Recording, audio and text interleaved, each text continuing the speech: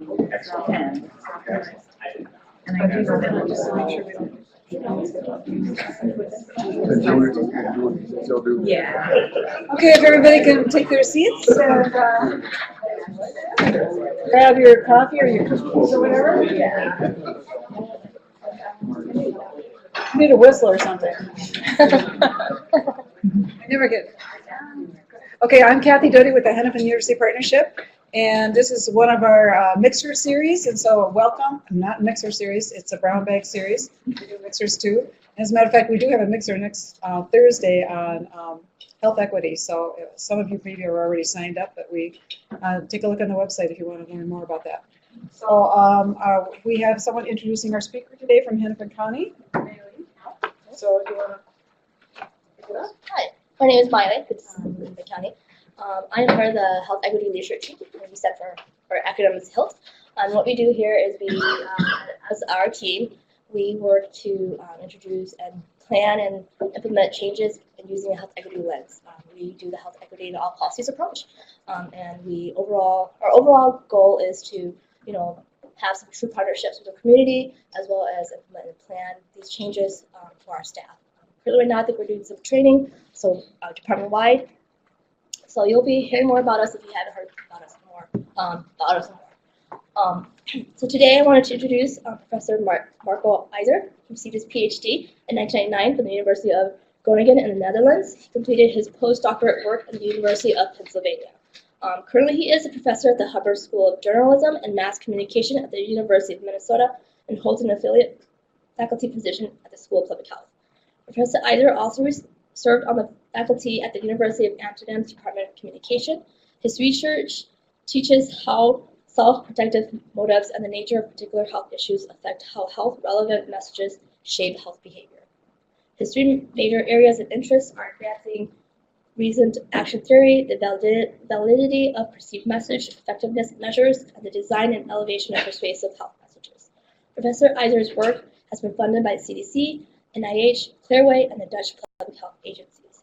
He has published more than 60 journal articles, and book chapters in communication, psychology, and public health journals. Professor Yzer is on the editorial board of Health Communication and Psychology journals, and with Brian Southwell served as the guest editor for Communication Theory and the Rules of Interpersonal Communication in Media Campaigns. Please welcome Professor Mark Yzer. Thank you. Thanks for having me. I'm really excited that I have an opportunity to share some of my work with you. So what am I hoping to achieve? Really to get a fairly simple idea across as illustrative of the work that I do. And that is the idea that if we have learned anything in communication science, it is that effective communication depends on knowing your audience. The better we know our audience, the better able we are to understand what it is that we need to tell people, the better able we are to determine how we need to say that. So I'm hoping to illustrate that point with a few studies, but this point of knowing your audience is as true for my research as it is for this talk. I know a little bit about you as an audience, but not a whole lot. So I did some research on what I could expect. Given that in preparing for this talk, I wanted to make sure that I would make it maximally interesting and hopefully even a little bit useful. So I apologize in advance if I missed the mark a little bit, because of course I don't know everything about each individual's expertise and interests and so forth. I was really excited to hear that there is a speaker series in health equity. And I think that we increasingly think about our work as relevant for health equity. To give you a sense of how I approach this, I thought it may be useful to first tell you a little bit about myself. I can skip half of it because we just heard this. So yes, you gave away the accents. I still have the accent. Yes. If you could talk a little louder. I can try. Okay. Part of it may be the accent, so I hope that you can use that. I'm from the Netherlands. My background training is in psychology, social psychology.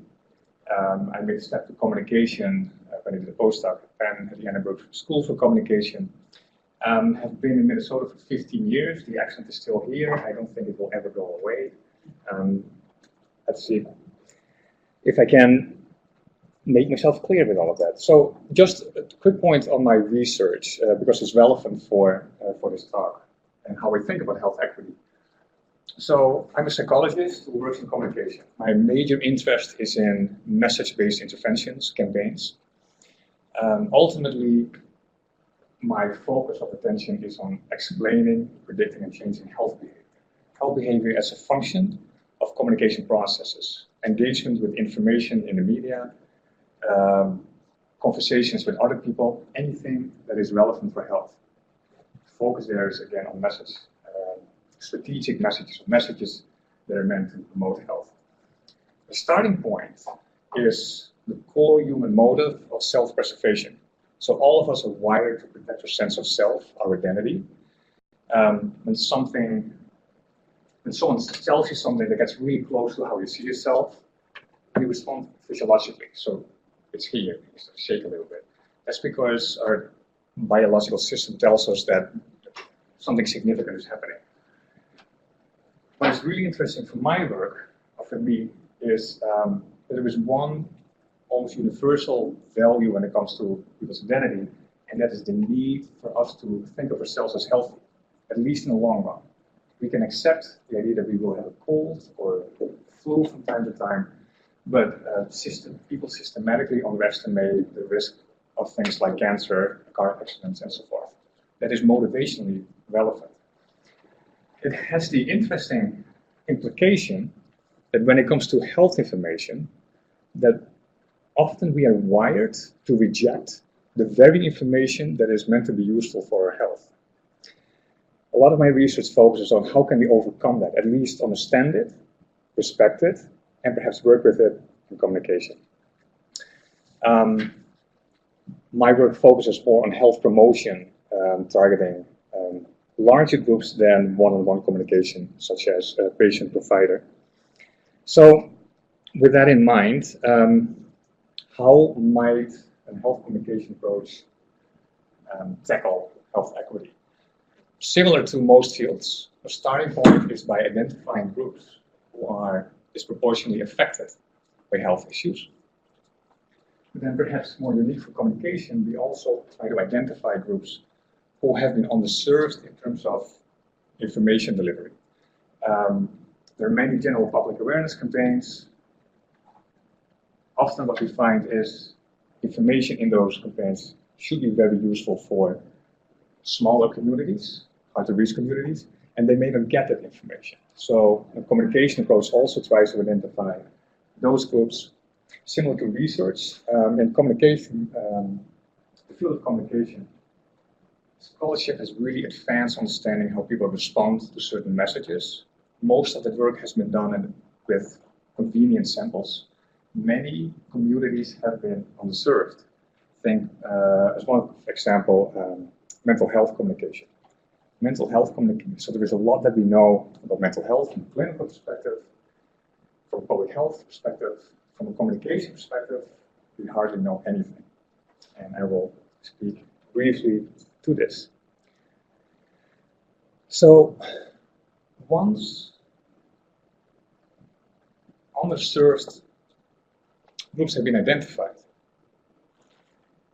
the next step is to get to know our audience, so to speak, to identify needs. And needs can be broadly defined in terms of environmental needs, access to affordable, healthy food, for example.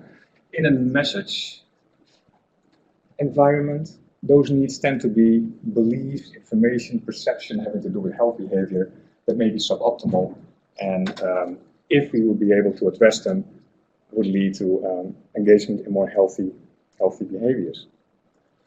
So the first thing that a communication scholar should do is determine whether communication is even appropriate. And so that is actually a thing that is something that is hard, because as a communication person, we like to believe that communication is the answer to everything, to every problem. That is not the case. There are many situations where environmental factors are much more important to first address than, let's say, motivations through persuasive messages. Sometimes we know that communication, a motivational campaign may be necessary, but it may not be feasible. Think about hard to reach communities. If we would have determined that communication approach would be appropriate, perhaps even feasible, then there are at least 3 types of questions that we need to address. First is audience. Who is your audience?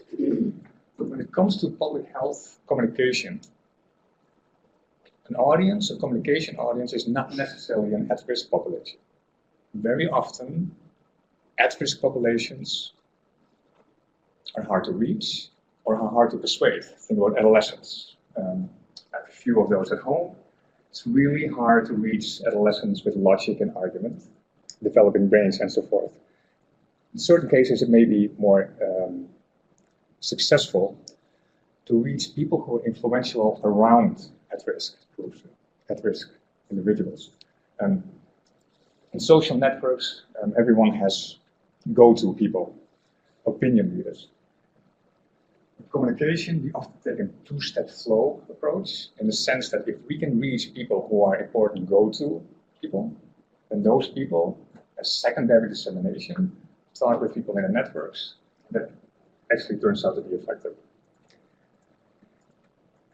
Today I want to focus on these next 2 questions. Any message has at least 2 major components. Message content, what is it that we're telling people? And message format. So given message content, how do we package it? What does it look like? Both of these questions need to be addressed, and in much, at least health communication resource, but also much health communication practice. One of these questions is focused on, but not the other. So, for example, if we look at message format, much communication scholarship focuses on things like is audio or video more effective? Color, is black and white or color more effective? Is interpersonal conversation rather than written communication more effective? Is negative framing more effective than positive framing? And to stick with the last example, if the question whether a message should be negatively framed, all the bad things that will happen if you don't do something, versus all the good things that will happen if you do things, whether one or the other is more effective in terms of how much people like a message, is a moot point if the message content, so what it is that we say, is in fact not shaping people's behavior. Message content has to do with those feelings, beliefs, perceptions, pieces of information that make people tick, that really shape people's behavior. If we can address those things that really shape people's behavior and successfully improve them, then behavior change should follow, but only if we next also format the message successfully. So the point that I want to make is that both of these issues need to be considered, and they can be considered, but we need different approaches to each of these. So my plan is to show you how we do that. And so to start with message content, we hold a theory, and many of you, if not all of you, may have seen or heard of this theory. It was mentioned in the introduction. This is reason action theory. To identify message content, we use behavioral theory. Now, my goal really is not to turn this into a lecture. I do think it's useful to point out a few things in this theory because it helps us understand how we can use a tool like this to identify what it is that we need to tell people.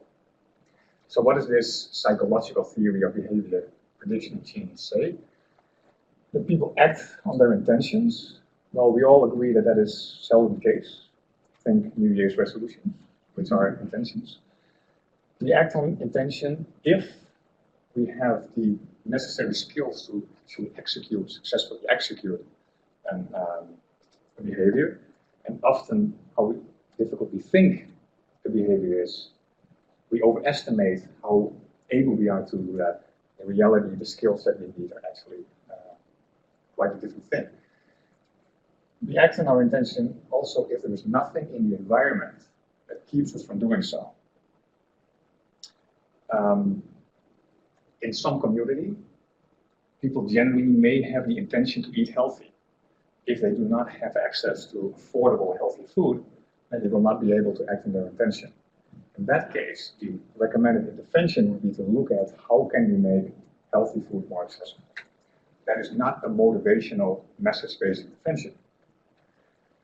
So this already tells us that only when intention, which is a state of readiness, a motivational readiness, is not optimal, is a communication campaign appropriate. The communication campaign is appropriate if the goal is to improve intention. So then the next question is, how do we do that? According to theory, intention is a function of three types of global perceptions. Do I think that engaging in some behavior is a good or a bad thing? Do we think if it's foolish or wise? Do we think it's pleasant or unpleasant? What do I think about the pressure, the normative pressure for or against my performing the behavior? Do I think that people who are important to me approve it? Do I think that those people do it themselves? So do as I say, not as I do. Perceived behavior control, self-efficacy, the extent to which I think that I can actually do it. Is this a choice that I can make?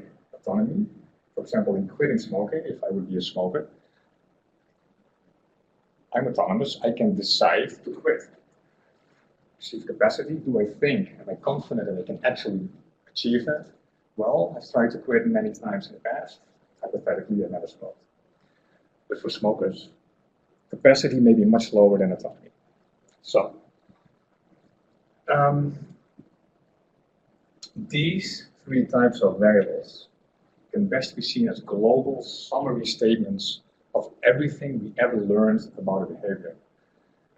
Through experience, through the media, through talking to other people, through thinking about it. So over time, we develop this really rich belief set that is stored in memory and automatically summarized in these perceptions, which is really functional. Here's a quick example. If for the moment we think about attitude as the extent to which I think something is good or bad, and let's say Coca-Cola.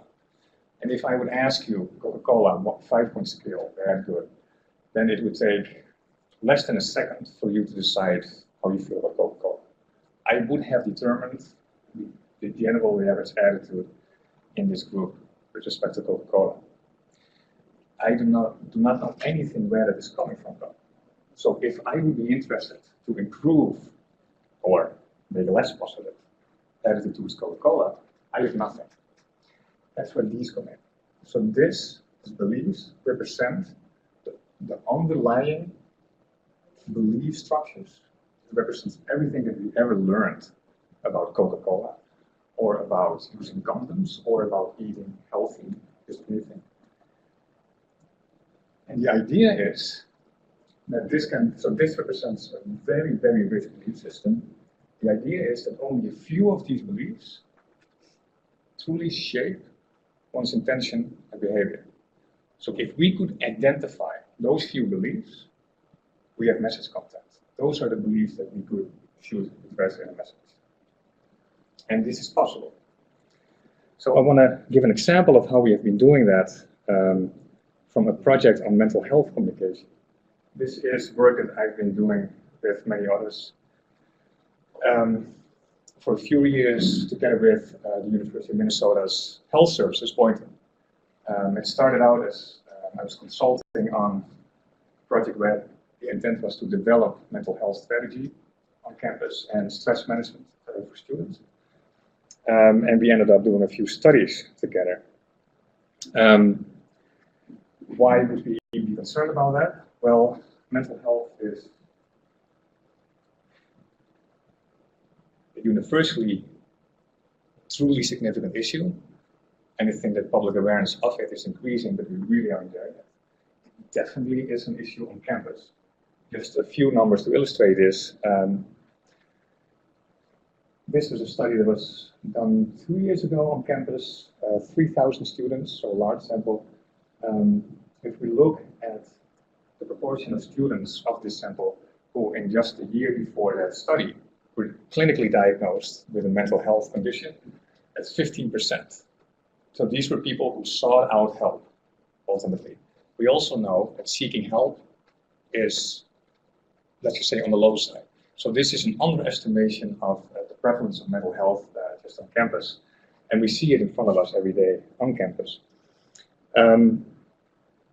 So if we would be interested in, ultimately, in message-based intervention, how do we first identify what it is that we need to say? You need at least 2 studies for this, and we did so. In the first study, we address the belief network part that we just identified. Here, obviously, an example of seeking help for depression if someone would be affected by depressive symptomatology. The idea is that what makes people so unique is that people have very, very different belief systems. So I cannot sit behind my desk in my office and determine for any population how people think about any behavior. I have to leave my office and go to them and ask them. And that's really what you do with a belief elicitation study. We asked students, first, we explained what depression is. These are the symptoms. And then we asked if you would be affected by any of these symptoms. What would be the good things or the bad things that would happen if you would seek help for this from a health professional? If you would do that, who would approve, who would disapprove? What factors would facilitate seeking help? What factors would form a barrier? Open-ended, people talk out loud or they type in information. You get a rich data set of entries that we then content analyze. So we look for themes, common things. Those are beliefs. And then we rank order them in terms of frequency. You need small samples for this. It's easy to do. As long as your sample can be argued is fairly representative for the population you want to speak to, adding more people after 2025 doesn't actually give you more unique shared beliefs. We have 53 people because we were interested in gender differences. And here is, I will walk you through this. It's not the idea to read all the information in the table. This was published just last year in a study with Julie Gillespie, who is here now at Hennepin, a wise career move. So this is what you get. This is a representation of how people students construe, in this case, seeking help for depression. So in terms of frequency ranking, what are the positive things that might happen if I would seek help from a professional? I would improve my coping skills, I have someone to confide in, I would feel better, I would get support, are frequently mentioned. Feel worse is the semantic opposite of feel better, that is a possible outcomes. Who would really matter in all of this? It really is friends and family, in this case. What are some factors that might facilitate or make it more challenging to do this? Well, if I would have social support, it would be easier.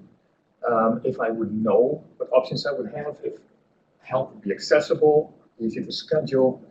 It would be challenging if I wouldn't have time, if I wouldn't really be wanting to deal with it. So what such a belief elicitation study tells you is, it gives you rich information on how people actually construe this, which is very helpful and useful, but we cannot use this yet to inform ideas about, so what do we now need to tell people? All of it? Some of it? So to this end, a next study is done, a survey, in which we take all of those beliefs and we transform them into closed-ended questions. So, for example, how likely is it that if you would seek help for depressive symptomatology from a health professional, you would improve your coping skills? Very unlikely, likely. You would have someone to confide in. So we translated all of these into quantitative variables and also asked about intention, attitudinal, normative, and control perceptions. a larger survey. We have 378 students in this particular sample, also gender balanced. So the first thing we did in analysis is see if we could explain intention to seek help as a function of those variables that I just talked about. Before we look at those numbers, I first want to direct your attention to something that I've found in all of my mental health research, and a few studies that have looked at this elsewhere have also found a negative correlation between depression and intention. So one would think, perhaps hope, that this would be positive in the sense that the more depressed someone is, the more they intend to seek help. It's not the case. In fact, if you would look closer to those effects, it actually is curvilinear. So if you move from no depression to severe depression, the correlation first goes up, and then when you reach moderately severe to severe depression, it really goes down, which means the people who we would think would benefit most from seeking help are the least likely to intend to seek help. I point this out because that says something important about what we are up against in this case, if we would have an interest in communication campaigns. The people, so this would lead us to ask the question, are people who are severely depressed the people that we should target with a communication campaign, given their lived reality of this? All right, so back to explaining intention. For social science models, to explain 42% the variance in an outcome variable, that's very good. So we were able to explain intention well. What was intention shaped by? It was a function of its mental attitude. So the more students would believe that seeking help would be a smart thing to do, the more they would intend to seek help. The more they thought that people who were important to them would approve of them seeking help, the more they would intend. And in particular, the more students felt that they were capable of doing so, the more they would intend to seek help. Given that both attitudinal, normative, and capacity considerations were important, we looked at all three types of underlying beliefs. And just as a reminder, these were all those underlying beliefs. But what we now did in analysis is test which of these most strongly explained intention. And so now you will see the interesting phenomenon that beliefs may be mentioned often. So everyone thinks, well, if I would do this, then something like that would happen. But that may not actually be the prime mover in shaping intentions. These were the beliefs that in this sample were primarily responsible for shaping intentions. With respect to beliefs, underlying attitude, perceptions of having someone to confide in, the effectiveness of seeking help, of support, particularly from friends, is really important. When we look at barriers, scheduling appointments, how easy or difficult would that be? Costs are really important. This is interesting in belief elicitation research. This was mentioned, but not often. Turned out one of the most important considerations that people have. Time and stigma.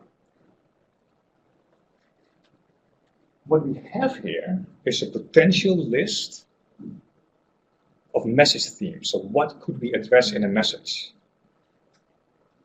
This also is a great example of how we next maybe need to use common sense to consider whether we can actually do these things. For example, if you look at these two beliefs about how easy or difficult it is to schedule an appointment and costs, those are really easy to address with very straightforward communication materials. First, you want to make sure that it actually is easy to schedule an appointment. And once you have ensured that, we simply inform students how to do this. Really easy. But now look at these two. Stigma. There is no single message that will ever be able to by itself change stigma. Stigma change is a cultural change. You need, for years, many consistent messages. So you need messages, but no single campaign will change stigma. So you can contribute to improvements here, but not with a single campaign. This is an interesting topic. This has to do with a perceived time barrier to seeking help for mental health issues. The reality of being a student at the University of Minnesota, or I would say any other college in the United States, is one of at least 4 years of stress. And as a university, we actively contribute to increasing that stress. For example, by requiring too many credits a semester, by planning 5 finals in the same week, by making deadlines 6 a.m. Monday morning, which means the students work until 6 a.m. Monday morning to submit. Those are all things that perhaps unnecessarily contribute to stress. Point to make though is, if this really reflects how students experience college life, then there really is no message that can effectively tell students, you have time. No, they know that it's going to be very difficult. There are ways to address this. For example, with Boyton, we have been really focusing on, well, 2 things. One, in part based on these findings, we have been talking with the university about can we make some structural changes to, at the very least, avoid those unnecessary stress factors. And so we have a committee that talks with faculty about when you would want to schedule deadlines. And things like don't answer email during the weekend because you're a role model. If you answer an email Saturday night or Saturday morning 3 a.m., it tells students that this is what is expected. Those are small things. But we also have been doing reports, and we focus on stress management. So college life is stressful. And that is okay if you can manage it. So can we help students to manage it? So there are ways to deal with this. But point to make, all of this is learned through understanding how people construe, students in this case, construe mental health. All right, so this was an example of a project, or a project that I used as an example to illustrate how I go about informing ideas about message content. So what can we tell people? The important point that I wanted to make, though, was that that is not enough. That is half of the equation. The second half is, once you know what you want to or need to say, how do you say it? So what about format? To identify message content, there is consensus that this pretty much is a useful approach. So there is not much variety in terms of how people go about this. When it comes to deciding message format, that's different. Any message is a configuration of an endless number of possible factors. Color, length, literacy level. I could go on and on and on. There is no single theory that can capture all of this. And there is no single study that can test all of those possible issues. So you need a lot of research. One that I've been really interested in is one particular approach, and that is cultural tailoring. And this is one of my favorite projects. It's in the collaboration with the American Indian Cancer Foundation. We've been working with it for 2.5 years now. With Chris Rhodes, the CEO of the American Indian Cancer Foundation, ACAF, we have received funding for 2 projects. A small feasibility grant on an HPV vaccination project, and a much larger grant from Clearway, Minnesota on tobacco. So,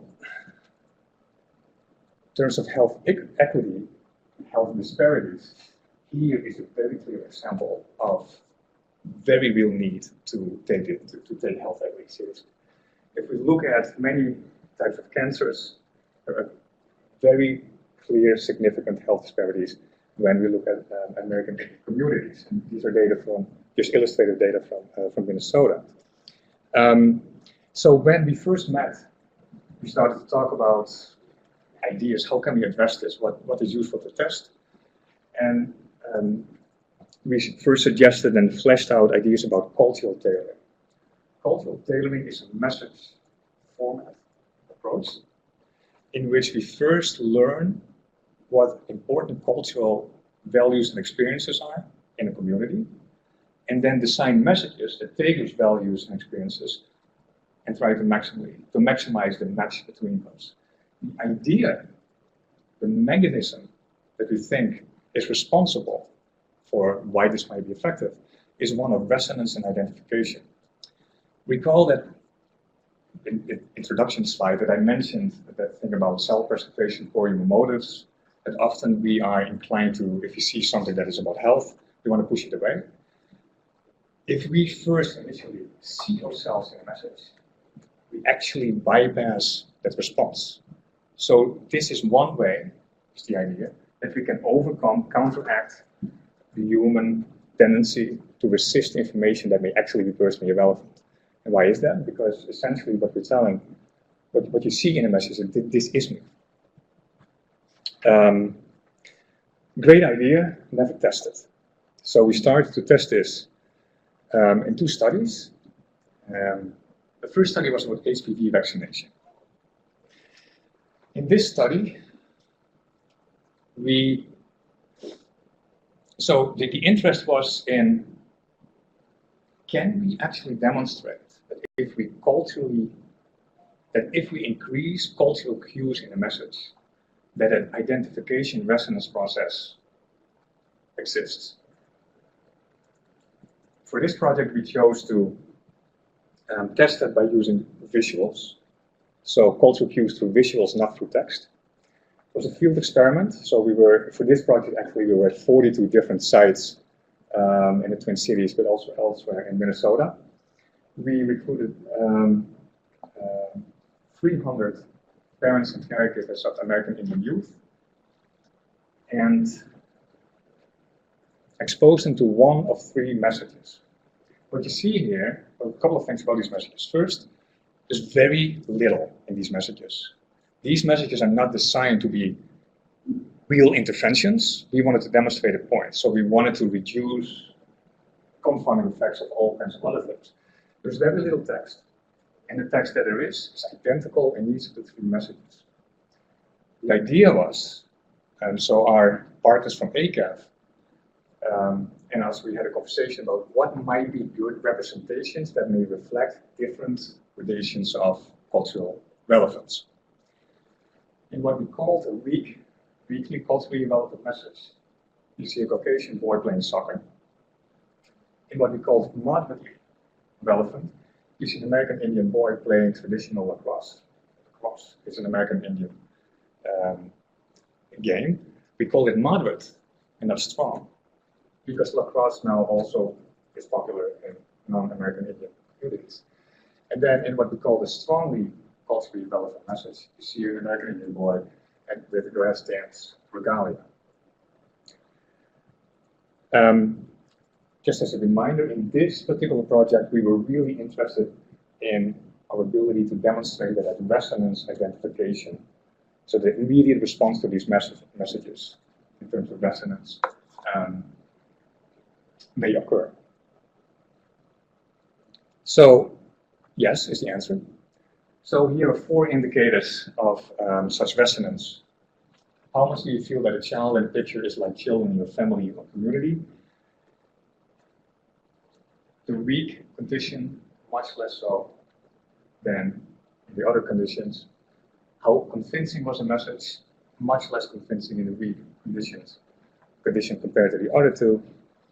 Very similar results. How unpleasant, pleasant, much less pleasant in the weak. Is this message for someone like me? Much less so for weak than in the other 2 conditions.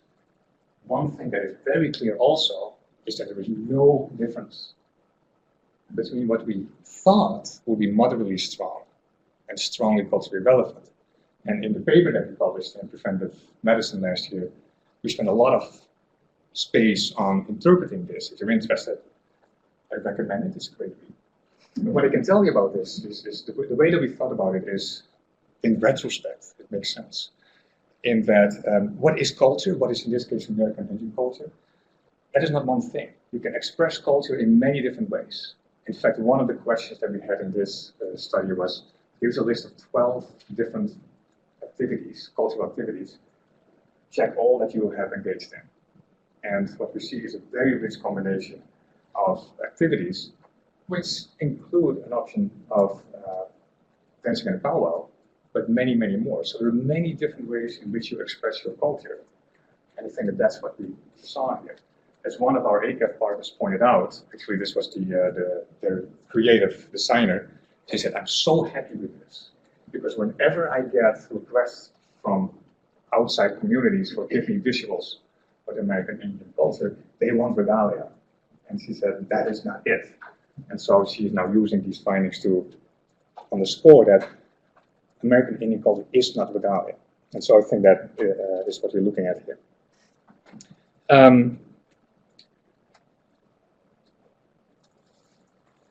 So this was a study that was designed to demonstrate the principle of if you add cultural cues, the process of resonance may be induced. And I think that what we see here, that happened.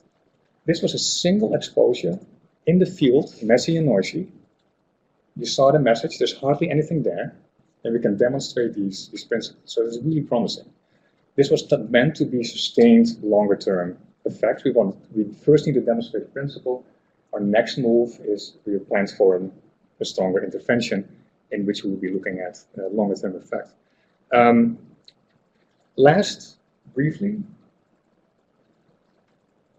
the example that I want to give is when we moved towards a smoking cessation project. This is fascinating. So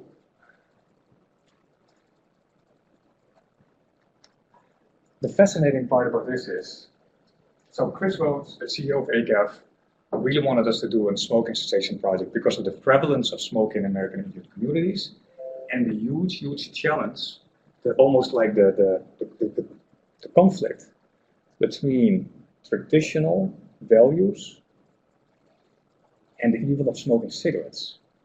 What do you do with smoking cessation if tobacco is sacred? Mm-hmm. So tobacco use, for ceremonial use, is deeply culturally significant in American communities. Much efforts have been focused, therefore, this is an example from Canada, on explaining what the difference is between commercial tobacco and traditional tobacco. And that actually is difficult. In the research that we just did, we found that many people in our sample, all American Indian, there was quite a bit of variation in the extent to which people said that they understood what the difference was. This is challenging.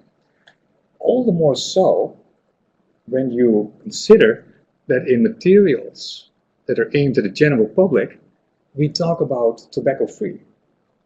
We want our youth to be tobacco-free. We want communities to be tobacco-free. But in American Indian communities, we want our youth to use tobacco, traditional tobacco, appropriately.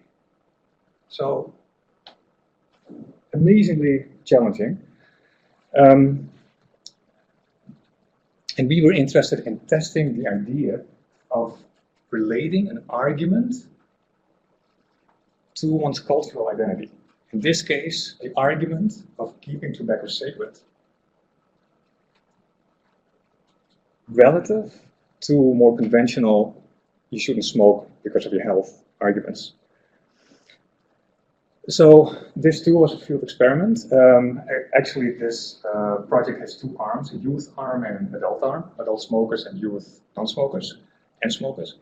We are about to go live in the field with the youth arm, so I won't talk about this. We just completed the adult arm, so I'm going to show some preliminary findings. Participants were assigned to one of four conditions. A control condition that spoke to healthy eating, then a quit smoking for health messages, then a be tobacco free for health messages, so that is more the conventional approach, and then a keep tobacco sacred message.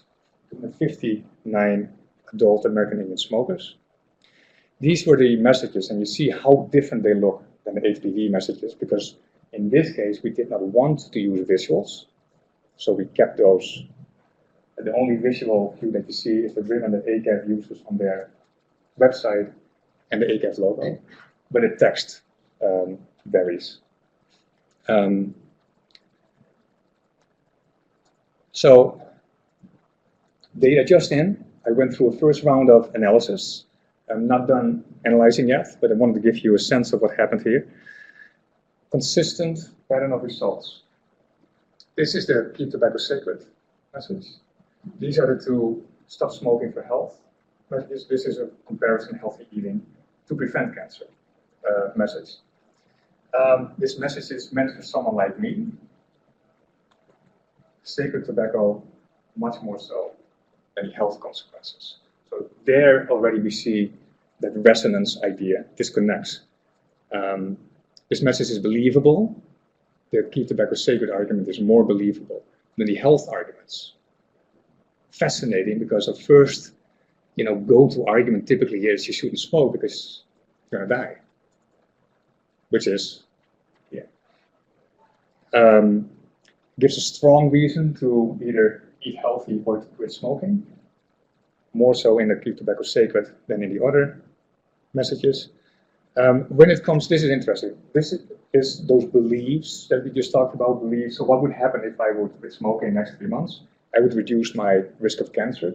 With those beliefs, we saw that the Keep Tobacco Sacred and the healthy eating message both perform strongly, which is interesting because these people were not exposed to anything that was relevant for smoking. Which is obviously an interesting idea to think about how that compares to what happens if you give people information about health consequences. I would breathe easier, similar response. I would be a role model for children, where we see that culture or connection. Again, I live according to American Indian values. Intention to quit smoking, Keep Tobacco Sacred, more so than in the other conditions. So let me end. What does this all mean? Well, first, let me go back to that mental health project. We have available a tool. It's quite feasible in application that we can use to identify possible message content. Absolutely doable. It's good news, but it is half of the job. We need theories, primarily from communication, to inform, to help us understand when people would accept or reject a message. That brings us to the cultural tailoring cancer prevention projects. And what I'm really excited about is that here you have two messy experiments where people were exposed to very little information for under a minute, and we could demonstrate the principle of resonance, the principle that we feel is able to bypass that core human motivation to want to resist health information. So with this, I think we have great implications for the design toolbox moving forward for American Indians, but beyond as well. So all of this is based on the idea that people are not people. A tailored communication approach emphasizes the idea that one size does not fit all. There may be campaigns that have been used elsewhere and that have been successful. We cannot just take such a campaign as a template and apply it elsewhere. You need to see if this corresponds to people's needs, lived experiences. To end on an optimistic note, I think that the research presented here illustrates that we are actually able to do so, and that we can address those challenges. And that's what I want to end with. Thank you very much for your attention.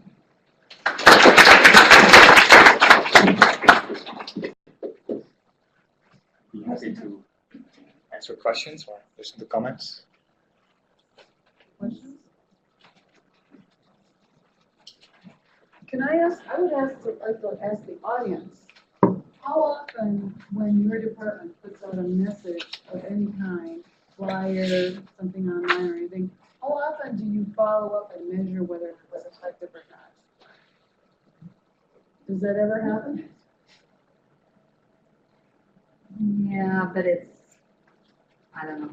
I'm just thinking, it depends on the project, it depends on the funding, and it depends on the people who are even planning the project and what skill set they have. Raise, hands raised for anybody who has ever participated in evaluating how effective the message was. So a couple, so few. Okay, good to know. All right, just give you an idea. And and that is hard. I mean, this is one of those things where, as a professor, it's really easy to teach. In fact, I do teach an evaluation course, but I have been moving towards using textbooks that have the reality of evaluation. It's easy to teach how it ought to be done, a careful pre-test, then intervention, and then post-test, and then control and everything. And the reality of communication is very often we need to respond to a health issue now. We don't have time for a pre-test. Or you only have so much budget, and evaluation research is incredibly expensive. I understand that in practice it is very hard to evaluate programs, necessary as it is. Yes. Question about if we're thinking about the cultural tailoring aspect of things. So in county government, I'm thinking of like child protection, for instance, and we're out and messages might be like, you're taking all of our African American children and you're doing X things. How will the message resonate when we know that there's disproportionately affected individuals and the interventions might be not reaching where we think they should? How do we overlay the cultural tailoring to the experience that people have of the system that they're in? Yeah, how indeed. Much of that reality I don't know enough about to really speak to that. So I can give you a couple of things that may be relevant, as in, at the very least, do this kind of things that we have learned. So one thing in terms of spokesperson. So who is delivering the message? And that is the person who's actually delivering the message, or someone who's visualized, portrayed in a message. Resonance starts there. If someone comes up to me who looks very different than me in a situation that is potentially threatening with respect to a health issue, then right there in front of me, I have reason to rationalize that this is just not for me. That was one of the reasons why, for example, I was not involved in data collection for the American Indian project.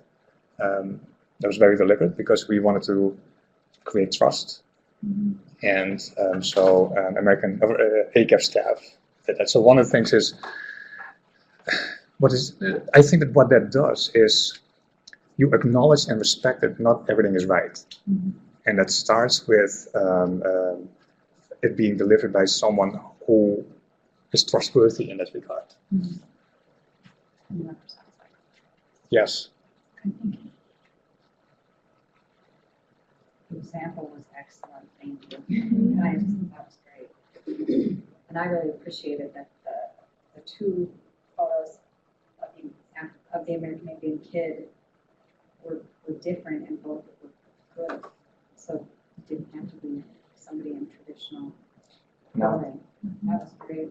And in fact, we're now working on the youth arm, and so we realized that for the adults, the non-visuals were fine. But with the youth, and so we're doing this on tablets. And so with youth it's a little different because when the idea is that the youth looks at this, it's boring, they swipe, and then we have zero message exposure. So we now have the challenge that although we're interested in this argument, we need to have it needs to be sufficiently interesting that it captures their attention. So we have been trying out all kinds of messages. And we initially made the same mistake as the thing that we learned from the HPV vaccination study, that we had text, and in the background we had a pattern that actually was a painting by an American Indian artist. And then in the corner, we had a visual of an American Indian youth, really based on a clear way, keep it sacred messages that you may have seen. There's a fantastic message, billboards, and there was an American Indian girl, a red regalia. It's great looking, and that pilot tested it really well. Our initial mock-ups had youth in regalia.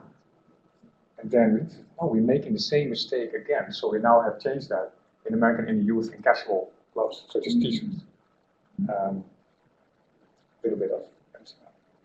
Yeah, Connected but a little different. So when we think about cultural tailoring and continuous messaging, for many of us, it may be programming or something else. My question is around your researchers or your students and individual bias.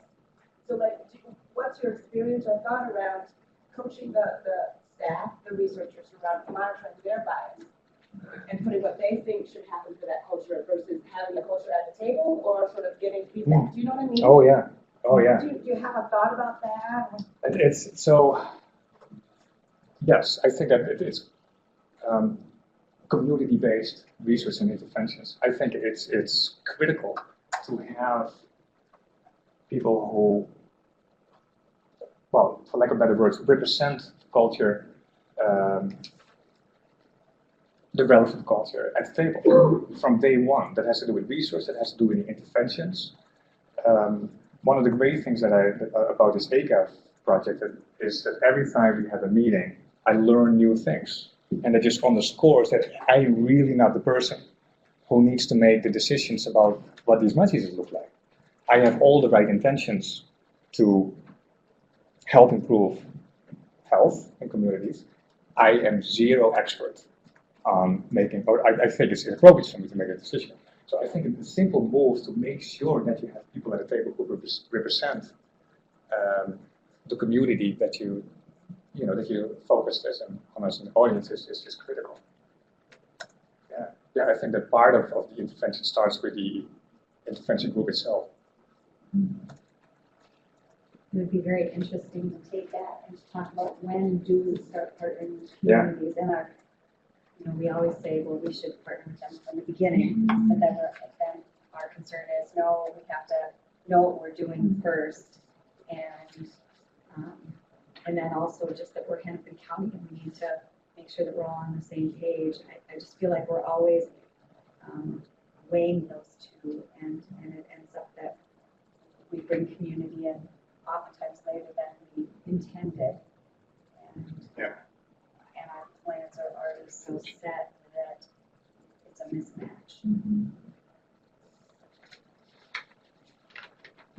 There was something with the disability group, a platform. A lot of stakeholders were in the room, and there was one slogan that stood out, which ties into what you just said.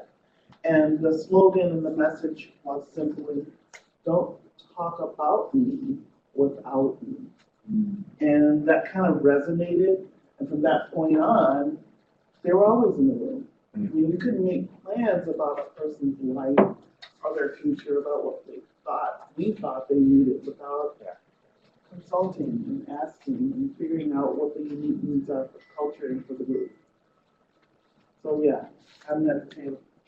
I'm kind of curious on, from your research perspective, have you dabbled in like kind of political campaigning and how kind of messages and belief systems and all like that big, that theory that you developed, how that resonates in political campaigning or political theory?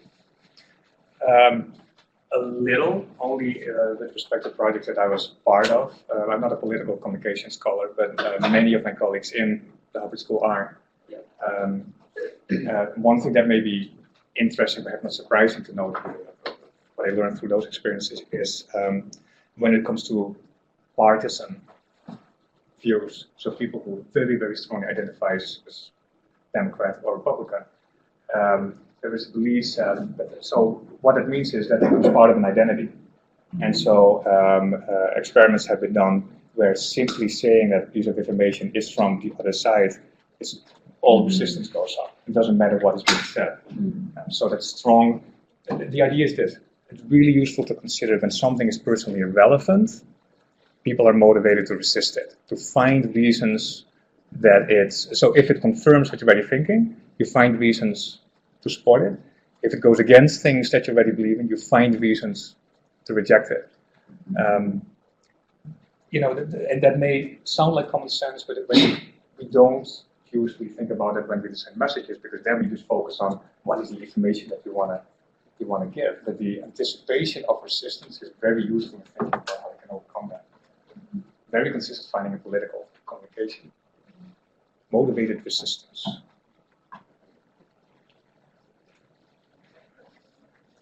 Happy thoughts. No, thank you very much, and we'll talk about that next meeting. But can I always ask the professor, is it okay if people reach out to you? Oh, if sure, they have any please do. follow-up questions, if you're thinking about something, in the next couple of days, like you were today, or if you would like to invite a professor to come to one of your meetings where you're discussing these issues, he may or may not be available, but I think things are a little different at the university. There's not so many layers of like approval requirements. So I would strongly encourage you to consider reaching out if you have follow-up questions. Kathy, did you introduce yourself? Yes, I do at the beginning. I'm Kathy Doty with the Hennepin-University Partnership. And Thank you again for your time. We give a round of applause for that. Relay again, thank you for coming today. We do have 3 more brown bag lunches in the series. We have one on March 28th as well as equity in the criminal justice system. We also have one on April 24th on place-based health disparities in urban spaces, and then on May 30th, the role of race in health. So if you're interested, please sign up. We do have room, and we will be broadcasting this on webinar.